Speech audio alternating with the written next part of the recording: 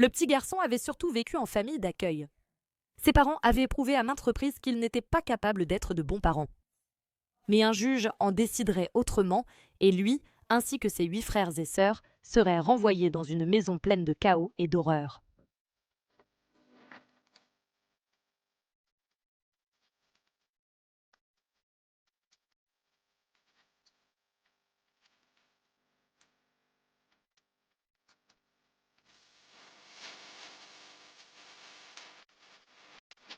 Bienvenue, je suis Cassie, un monde maléfique, et voici un monde maléfique. L'histoire que j'ai à vous raconter aujourd'hui m'a honnêtement laissé de plus en plus surprise et en colère à chaque nouvelle chose que j'ai lue à son sujet. Les parents du garçon de l'histoire ont montré plus de signaux d'alerte que je n'en ai jamais vus. Oui, autant que ça. Et ils ont eu de nombreuses occasions de bien s'occuper de leurs enfants. Mais ils ne l'ont jamais fait. Voici l'histoire de Rashid Bryant.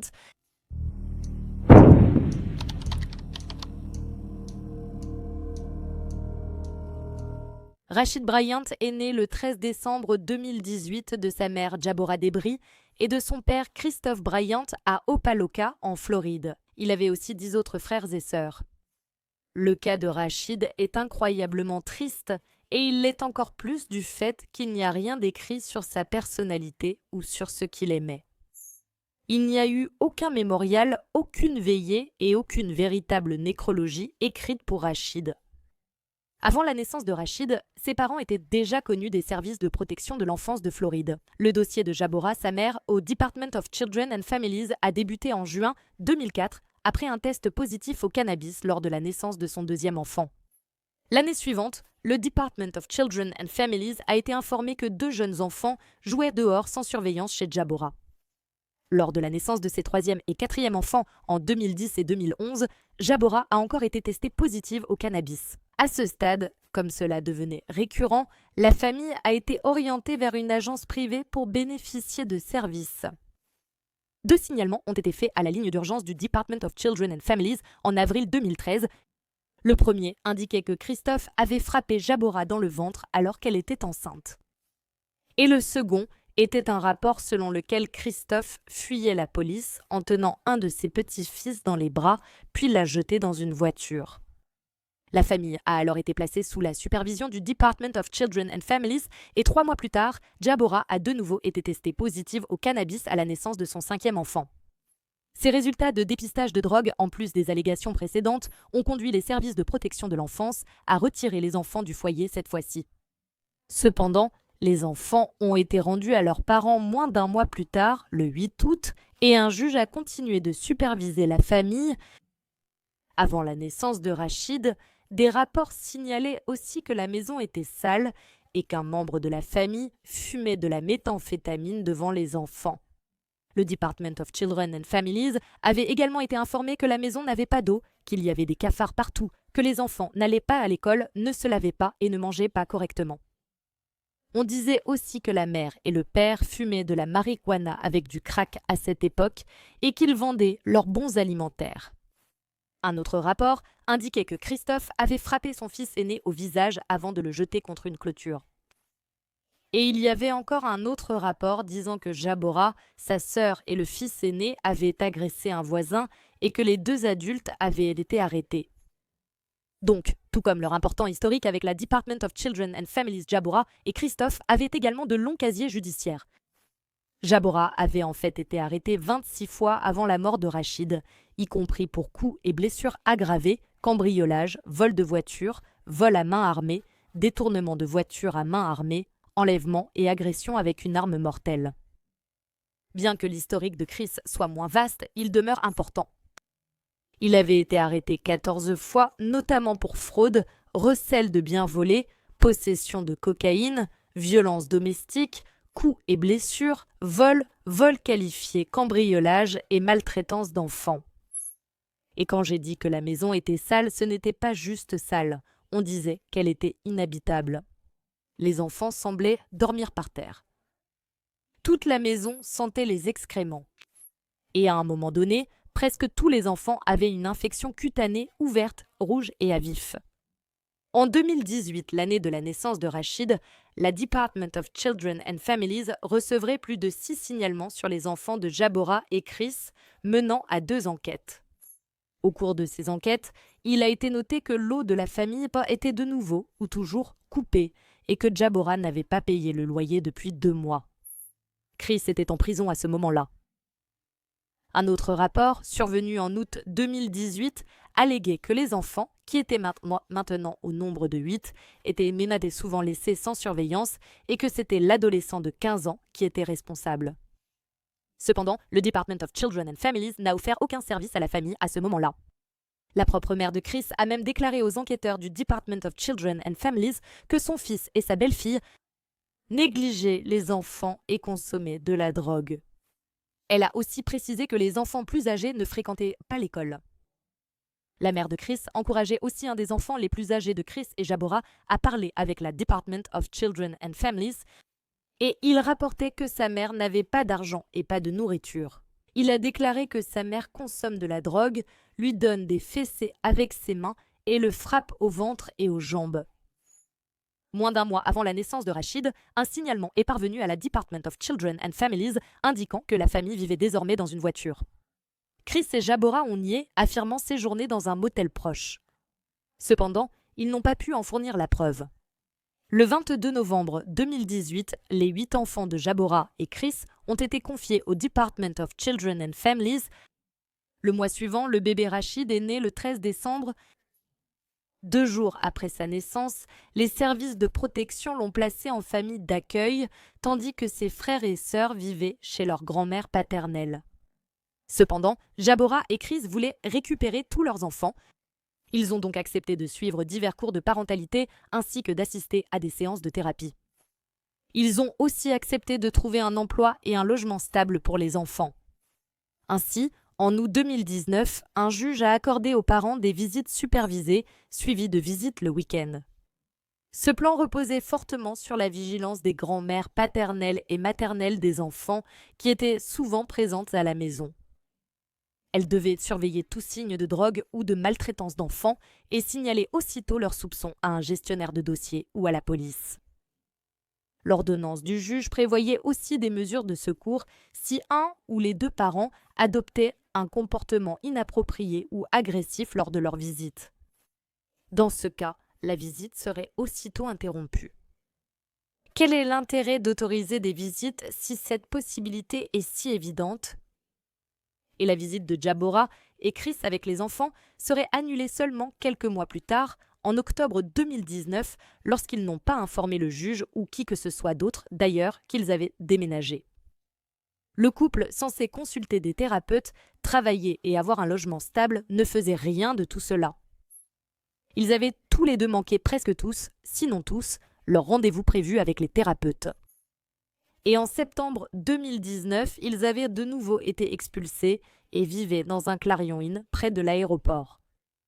À un moment donné, pendant cette période où Jabora et Chris essayaient de récupérer la garde de leurs enfants, un juge a refusé leur réunification et Jabora a été tellement bouleversée qu'elle a refusé d'aller à une visite avec les enfants. Ça a du sens. Tu veux tes enfants et tu les aimes, mais tu refuses de les voir à cause de ta colère pour une faute qu'ils n'ont pas commise. Bien que rien n'ait changé, en janvier 2020, un juge a autorisé Chris et Jabora à reprendre des visites supervisées avec leurs enfants. Puis, une superviseuse d'une agence privée de gestion de cas qui supervisait les enfants du couple pour le Department of Children and Families a recommandé que les enfants soient réunis avec leurs parents, affirmant que les conditions de retour avaient été remplies par Jabora et Chris. Pardon, quoi ? Mais ce n'était absolument pas vrai, car pendant les 15 mois où les enfants avaient été placés sous la garde de l'État, les parents de Rachid n'avaient absolument rien fait de ce que la juge leur avait demandé de faire. Et comme Chris avait réussi à éviter tous ces rendez-vous de thérapie, au lieu de dire « D'accord, tu n'as pas fait ça, tu ne peux pas récupérer tes enfants », la juge a décidé tout simplement de retirer cela de son plan et il n'était plus responsable d'aller en thérapie. Ils avaient aussi, au cours du même mois, en janvier 2020, arrêté de payer leur loyer à nouveau. Donc, entre septembre 2019 et janvier 2020, Ils avaient été expulsés, avaient dû vivre dans une voiture ou un motel, avaient trouvé un nouveau logement et avaient de nouveau décidé d'arrêter de payer le loyer. Selon des dossiers confidentiels du Department of Children and Families, cette réunification des enfants et des parents n'était pas soutenue, étant donné que la raison du retrait n'avait pas été résolue. L'avocate de Chris affirmait que les enfants avaient été retirés à leurs parents uniquement parce qu'ils étaient sans abri. Il a déclaré que les parents avaient de nouveau un logement et que les enfants voulaient être avec leurs parents. Tout d'abord, ce n'est pas la raison pour laquelle ils ont été retirés. J'espère.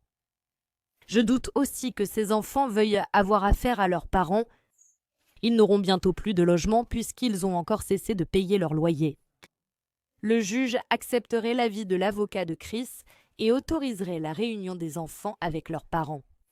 Cependant, la juge Baccarat, qui supervisait la famille, n'a pas suivi la recommandation du Department of Children and Families de rendre les enfants aux parents progressivement plutôt que simultanément. Ils ont demandé qu'elle commence par ne rendre qu'un des enfants les plus âgés. Elle a ordonné que Rachid et 3 de ses frères et sœurs soient rendus aussitôt à leurs parents. Les 5 autres enfants seraient rendus 2 mois plus tard. La juge a déclaré qu'il était dans l'intérêt supérieur des enfants d'être avec leurs parents et elle dirait aux parents de Rachid qu'ils ne pouvaient pas reprendre leurs anciennes habitudes. Eh bien, ce ne sont pas de vieilles habitudes parce qu'ils ne les ont jamais changées et je ne pense pas que leur parler va changer quoi que ce soit. Donc, le 28 février 2020, Rachid ainsi que 3 de ses frères et sœurs ont été rendus à leurs parents et les enfants ont été renvoyés chez eux sans aucun service de soutien pour aider Jabora. Les parents ont également, à ce moment-là, obtenu des visites libres et non supervisées avec les 5 autres enfants. 1 mois plus tard, à la surprise générale, Jabora donnait naissance à son 10e enfant. Elle avait auparavant nié devant le tribunal être enceinte. 3 semaines après la naissance de son 10e enfant, le juge lui a rendu les autres enfants. Et il a été noté dans un dossier du Department of Children and Families que ce nouveau-né était considéré comme étant dans un foyer sûr. En août 2020, seulement quelques mois après que Rachid et les 3 premiers enfants aient été rendus à leurs parents, les travailleurs sociaux ont mis fin à toute supervision les concernant. À ce moment-là, les dossiers indiquent qu'aucune évaluation continue de la sécurité des enfants n'était effectuée chaque mois malgré les réglementations fédérales qui l'exigent. Et en octobre 2020, un juge a ordonné que toute supervision de la famille entière soit levée. Ils étaient seuls et à nouveau vus comme de bons parents par le juge, je pense. Comme je l'ai dit, la supervision a été levée pour les 4 premiers enfants en août et la supervision complète de tous les enfants a été levée quelques mois plus tard, en octobre. Cependant, en mai 2020, avant l'une ou l'autre de ces dates, Rachid s'était cassé la jambe et Jabora avait donné 3 versions différentes sur la façon dont cela s'était produit. Elle a d'abord dit qu'il avait été déposé dans son parc par l'un de ses frères et sœurs. Cependant, un message texte a ensuite été retrouvé adressé à sa sœur dans lequel elle disait, je cite, qu'elle lui avait botté les fesses. Et 6 jours plus tard, Jabora enverrait à une autre tante une photo de la jambe de Rachid, très enflée. 2 semaines après le message de Jabora sur les blessures de Rachid, celui-ci avait une jambe cassée sans aucun soin médical depuis 2 semaines. Une bénévole, défenseur des enfants, a remarqué la blessure à la jambe du garçon et l'a signalée à l'assistante sociale de la protection de l'enfance. L'assistante sociale a appelé Jabora et a insisté pour que Rachid soit emmené à l'hôpital et finalement elle a obéi et l'a fait. L'assistante sociale a choisi de voir Jabora et Rachid à l'hôpital, mais Jabora avait déjà préparé une 3e version de l'histoire et attendait. Elle a dit à l'assistante sociale que Rachid jouait sur le lit superposé du haut, il n'a même pas 2 ans et il avait roulé et était tombé. Jabora mentirait également au médecin sur place. Elle lui a dit que Rachid ne s'était blessé à la jambe que 2 jours avant la visite chez le médecin, alors qu'en réalité cela faisait déjà 2 semaines. Et il a été dit que le médecin a proposé à Jabora 2 options, une radiographie ou des soins de soutien, des antidouleurs pour Rachid. Elle a choisi la seconde option, refusant la radiographie pour éviter qu'il voie la gravité de la fracture. Cependant, les dossiers de l'hôpital Jackson Nord montreraient que Jabora avait en réalité refusé la radiographie et qu'elle n'a pas cherché d'autres soins médicaux pour lui par la suite. L'assistante sociale a noté à l'hôpital avec Jabora et Rachid que ce dernier pouvait se tenir debout sur sa jambe. Cependant, dès qu'il se rendait compte que cela lui faisait mal, il arrêtait complètement de marcher sur sa jambe. Il était également indiqué que le médecin ne soupçonnait rien de suspect et l'assistante sociale ne semblait pas du tout inquiète. Bien que Jabora n'ait jamais été accusé pour la blessure, la Department of Children and Families a tout de même retiré Rachid temporairement. Pourquoi ? Je ne sais pas, puisque l'assistante sociale ne semblait pas inquiète. Cependant, Rachid a retrouvé sa famille moins de 2 mois après sa consultation médicale pour sa blessure à la jambe. Et c'est le même mois que le Department of Children and Families a décidé d'arrêter de le surveiller. Donc, seulement quelques semaines après que le Department of Children and Families ait mis fin à toute supervision de la famille entière, Jabora s'est réveillée vers 10h30 du matin le 6 novembre et elle a affirmé avoir trouvé Rachid inconscient et ne respirant plus. Ses lèvres étaient bleues, sa mâchoire serrée et de la mousse s'échappait de son nez et de sa bouche. Mais au lieu d'appeler les services d'urgence, elle a décidé d'appeler sa sœur Ashanti. Ashanti a ensuite dit à la police que sa sœur était paniquée, en pleurs et bouleversée à propos de son bébé. Même si j'ai du mal à le croire. Au téléphone, Ashanti a dit à Jabora d'appeler une ambulance et elle s'est précipitée sur place. À son arrivée à 11h50, Jabora portait Rachid et aucun secouriste n'était présent. Rachid ne respirait pas et il ne respirait déjà plus 1 heure auparavant lorsque sa mère l'avait trouvé. Pourtant, ils n'ont appelé le 911 qu'une demi-heure plus tard et Jabora et sa sœur ont commencé la réanimation comme l'opératrice du 911 leur avait dit de faire, mais il était clairement bien trop tard. Jabora dira aux enquêteurs qu'après avoir trouvé Rachid inconscient, elle avait posé son fils sur le sol, calé sa tête sur une serviette et commencé les manœuvres de réanimation. Mais du mucus teinté de rouge s'écoulait de son nez. Rachid serait transporté au Miami Jackson North Medical Center où il n'a pas pu être réanimé. Il n'avait que 22 mois. Pendant que la police était sur place, ils ont remarqué que non seulement la maison de Jabora et Chris était sale, mais qu'ils avaient utilisé des sacs poubelles noirs, du papier aluminium, du carton et même un petit matelas pour couvrir leurs fenêtres de la lumière du soleil ou plus probablement des regards indiscrets des voisins. Lorsque l'autopsie de Rachid a été réalisée, le médecin légiste a confirmé que Rachid avait 2 fractures du crâne, l'une ancienne et l'autre récente. Il avait également une fracture de côte en cours de guérison et une jambe récemment cassée. La cause du décès de Rachid était des complications dues à des blessures aiguës et chroniques causées par des coups violents. Les causes contributives étaient la négligence parentale et le refus de fournir des soins médicaux appropriés. La mort de Rachid a bien sûr été considérée comme un homicide.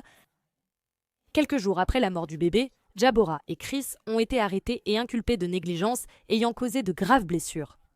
Mais ces accusations ont ensuite été requalifiées en homicide involontaire et maltraitance aggravée d'enfants. Lorsque Jabora a parlé à la police, elle leur a dit qu'elle n'avait pas appelé le 911 tout de suite parce qu'elle avait paniqué et ne savait pas quoi faire. Elle ne voulait pas non plus que les autres enfants de la maison soient au courant de ce qui se passait. Jabora a aussi affirmé n'avoir jamais fait de mal à son fils et que Rachid avait eu 2 crises d'épilepsie ces derniers mois.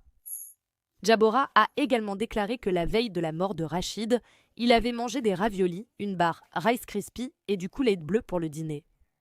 Il courait et jouait avec ses frères et sœurs avant le coucher à 10h, même avec une jambe cassée, j'en suis sûre.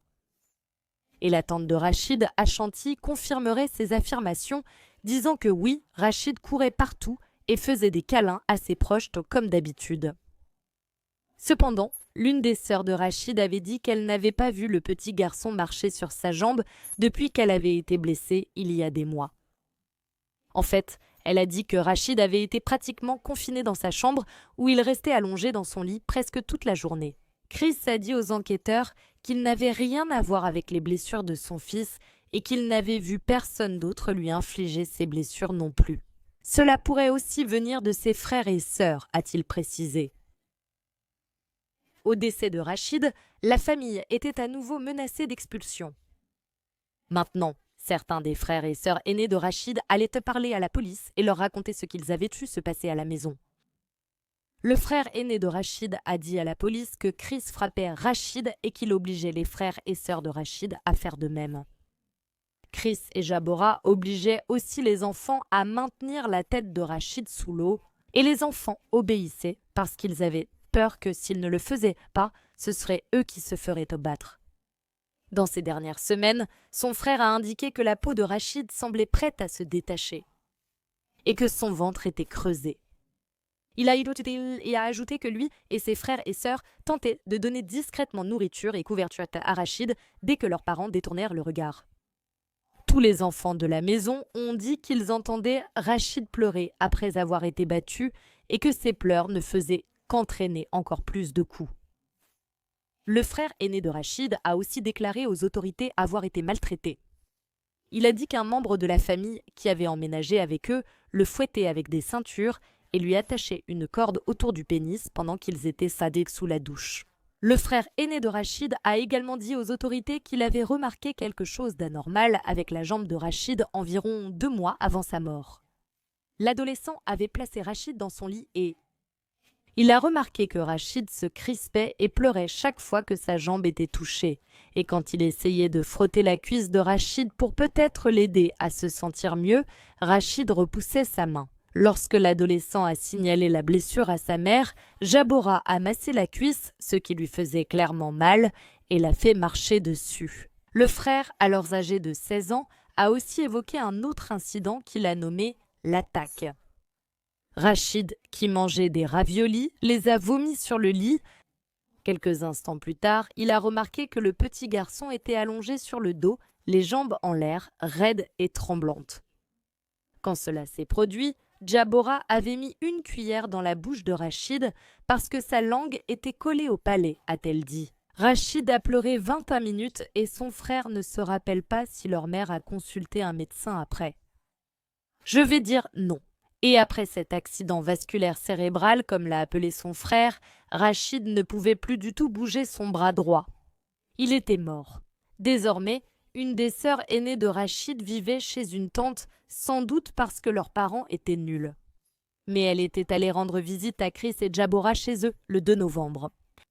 Et quand elle l'a fait, elle a remarqué que Rachid avait non seulement l'air plus petit, mais elle se souvient qu'il était mou du côté droit, qu'il vomissait après avoir mangé et qu'il fallait l'adosser contre un mur pour qu'il puisse s'asseoir. Elle a dit qu'à ce moment, les yeux de Rachid bougeaient dans différentes directions. Ce pauvre garçon souffrait d'une lésion cérébrale traumatique depuis plusieurs jours avant sa mort. Quelques jours après la mort de Rachid, la protection de l'enfance a demandé la garde des frères et sœurs restants. Et dans cette requête, il était indiqué que Rachid était décédé après avoir subi de multiples blessures dues à de graves mauvais traitements et à une négligence médicale alors qu'il était sous la garde de ses parents. Selon la loi de Floride, le Department of Children and Families doit publier ses dossiers lorsqu'un enfant meurt à cause de mauvais traitements ou de négligence parentale. Mais l'Agence de protection de l'enfance de Floride a enfreint cette loi et a refusé de rendre publics les dossiers de Rachid. Je n'arrive pas à comprendre pourquoi il disait que la cause du décès de Rachid n'avait pas encore été déterminée comme étant due à des mauvais traitements ou à de la négligence, contrairement à ce qu'ils avaient indiqué dans leur demande de garde des autres enfants. Donc, le Miami Herald ainsi qu'une douzaine d'autres médias et groupes de défense ont poursuivi en justice les administrateurs du département du Department of Children and Families en février 2022 lorsqu'ils ont refusé de les publier. La juge qui s'occupait de l'affaire a reconnu que le Department of Children and Families avait un travail difficile. Mais elle a également noté que l'agence disposait de nombreuses preuves que le petit garçon avait été maltraité, provenant du rapport du médecin légiste, ainsi que des rapports de la police de Miami-Dade et du bureau du procureur de l'État. La juge a alors ordonné au Department of Children and Families de remettre ces dossiers aux médias et au public le 1er mars 2022. Et apparemment, le Department of Children and Families a également examiné une divergence entre les photos de Rachid, qui avaient été saisies dans un système interne de gestion de cas, et les données de géolocalisation Global Positioning System intégrées dans les photos. Et cette divergence a soulevé la possibilité que l'assistante sociale ne se soit en réalité pas rendue chez la famille au jour et heure qu'elle avait indiqué. Et à une occasion, un courriel de l'agence indique que l'assistante sociale a copié-collé le compte-rendu d'une visite précédente à domicile pour documenter les résultats d'une visite ultérieure. Et à peu près au moment où les enfants avaient été rendus à Chris et Jabora, le dossier de la Department of Children and Families indiquait que la maison était propre et bien rangée. Cependant, lorsque Rachid est décédé, moins de 11 mois plus tard, il y avait des trous et des marques dans les murs. Des ordures jonchèrent le sol, la douche et la baignoire étaient pleines de moisissures. Les vêtements et affaires étaient dans des sacs poubelles. Les matelas n'avaient pas de drap. Le plafond fuyait. Il y avait ce qui semblait être une tache de déchets humains ou de sang sur un matelas, une couverture et une partie du sol. C'était un désordre chaotique. Donc, l'assistante sociale qui travaillait sur le dossier de Rachid avait été mise en congé sans solde 1 semaine après la mort de Rachid. Elle a ensuite été licenciée le 2 décembre 2020 et seulement 5 mois plus tôt, cette assistante sociale en particulier avait en fait été félicitée lors d'une évaluation du personnel pour avoir travaillé avec Jabora et Chris afin que leurs enfants leur soient rendus. Et de façon incroyable, ou peut-être pas si incroyable étant donné tout ce que nous avons déjà entendu jusqu'à présent, Jabora donnerait naissance à son 11e enfant alors qu'elle était en prison. Christopher Bryant et Jabora Dury ont plaidé non coupables des accusations. Ils attendent leur procès en détention sans libération sous caution. Les funérailles de Rachid ont eu lieu le 7 décembre 2020 à la chapelle Trinity. Il a ensuite été enterré au cimetière commémoratif de Dade. Eh bien, merci d'avoir écouté toute l'histoire de Rachid aujourd'hui. Il y a tellement d'échecs dans cette affaire. Les parents de Rachid, sa tante, la Department of Children and Families, la police, le juge. Jabora et Chris n'auraient jamais dû avoir d'enfants, encore moins 11. Ils n'avaient aucun moyen de s'occuper d'eux, de les élever ou de les aimer. Cela me met tellement en colère et me rend tellement triste pour Rachid, qui est né dans une vie où il n'avait aucune chance dès le premier jour. Si vous aimez les histoires criminelles et souhaitez m'entendre les raconter, abonnez-vous et activez les notifications pour être informé de mes nouvelles vidéos publiées 2 à 3 fois par semaine. Merci d'avoir regardé Un Monde Maléfique aujourd'hui. À la prochaine. Prenez soin de vous, les amis. Au revoir, au revoir.